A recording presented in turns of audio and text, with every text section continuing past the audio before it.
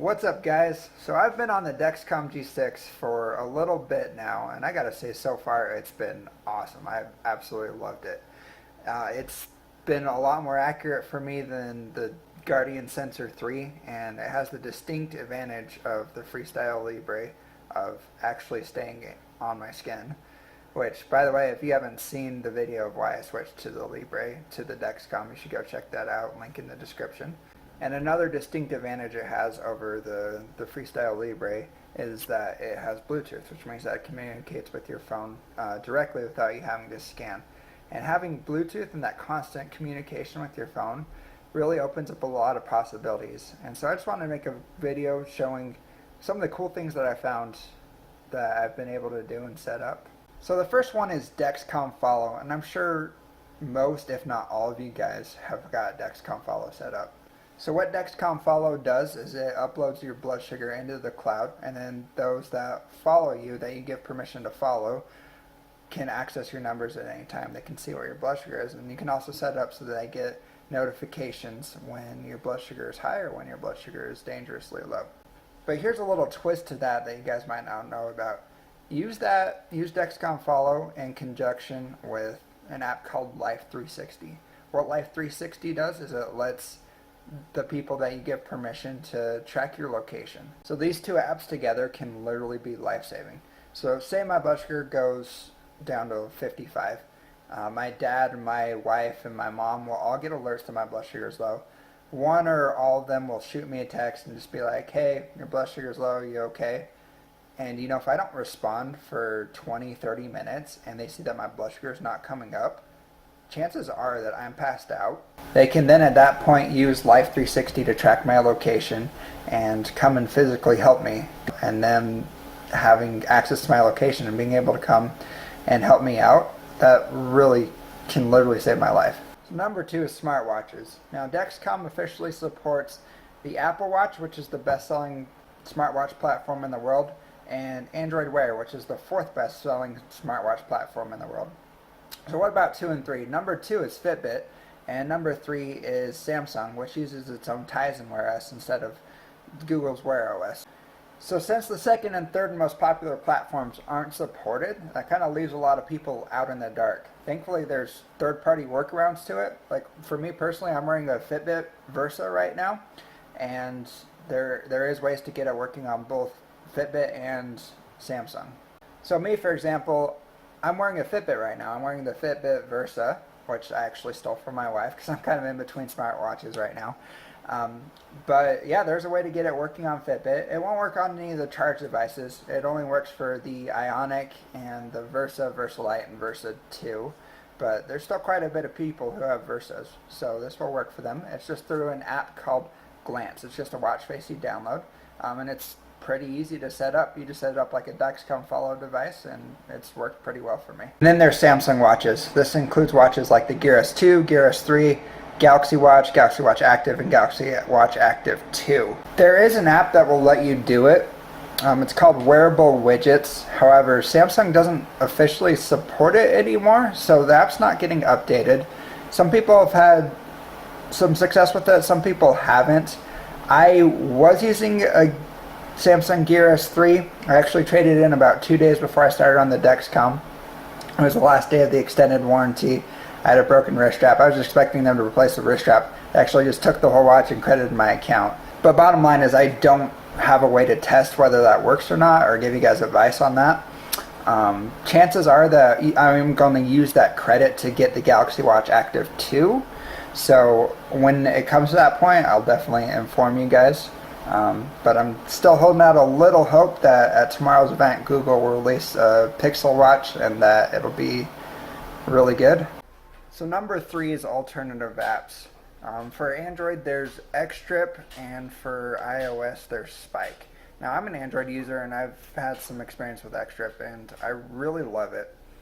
You know, the Dexcom app, it's very aesthetically pleasing. It looks very good, but functionally it's kind of limited. You know, it basically just shows you your blood sugar and shows you your trend from the last 24 hours. You want any kind of reports or anything like that, you gotta use Dexcom Clarity. But you know, there's really just not a lot of room for customization. It's just it's the way it is, and there's not much you can change about it. That's what's great about X-Strip, is that there's so much customization you can do, and there's so many different little things that you can change. It's got widgets for the home screen and for your lock screen. It even has settings that let you restart the sensor and even do that like automatically. Not that that's recommended, but it does give you that option if you do want to do that. It also gives you predictions about where your blood sugar is trending, which I find super helpful. As far as iOS, Spike is pretty similar. I haven't used it myself because I don't have an iPhone, but yeah, it's pretty similar. It just gives you a lot more customization, gives you reports baked into the app, and also gives you a lot of predictions. And really, just these apps just allow for so much more customization that some people just really like. So number 4 is setting up a Nightscout site.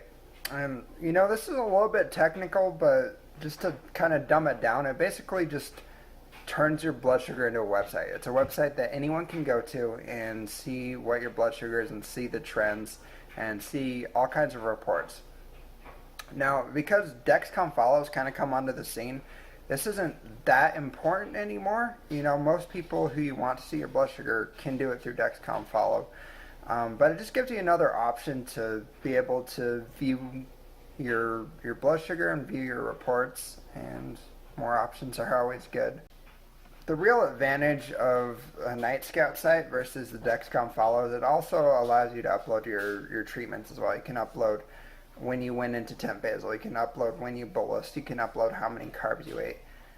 And it's just a great way for other people to have that information. And it also really helps you to analyze reports. You can see after how many carbs you ate, what happened to your blood sugar based on how many insulin. And just really helps you kind of fine-tune your diabetes.